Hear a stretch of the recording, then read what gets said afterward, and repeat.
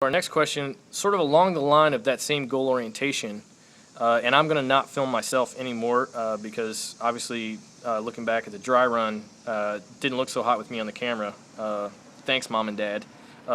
So I'm just going to film Kris because he's just such a great looking guy. The question is, how do you prioritize and rank goals on a hierarchy of both time and how deliberately you want them to be achieved? Like, do you want it to be completely done, or do you want it to, like, if you're moving along this path, that's good enough? Like, what is your structure for goal ranking? Well, the way that I structure things now is a little different than I have in the past, and being that, like, I'm not the type of person that can sit and juggle 5 or 6 major things happening at once, and I've just learned that about myself, that that's not the way that I function optimally.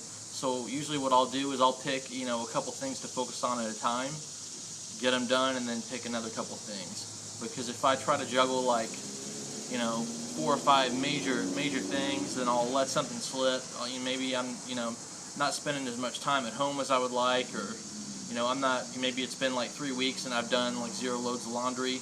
Or it could be that, I'm putting my training on the back burner because I've taken on too many clients. So, for me, it's just 1 or 2 things at a time. One thing that I learned back this spring was to make a list the night before of things that I want to do for the next day. And it doesn't have to be a lot of things. It doesn't have to be a dozen, but even just 2 or 3 things.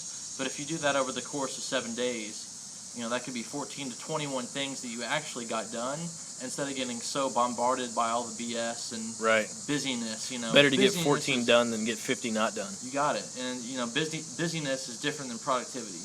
I couldn't agree more. That's definitely something, when teaching pilots, you have to teach them in their time off, in their study time, to study the things that they don't do well, not the things that they like to study. And they have to create a hierarchy of tasks, and if they don't do that, they could be great at one thing because they love learning about it, and then they would be terrible at another. And so you have to be willing to deliberately choose what you're going to work on. Yep.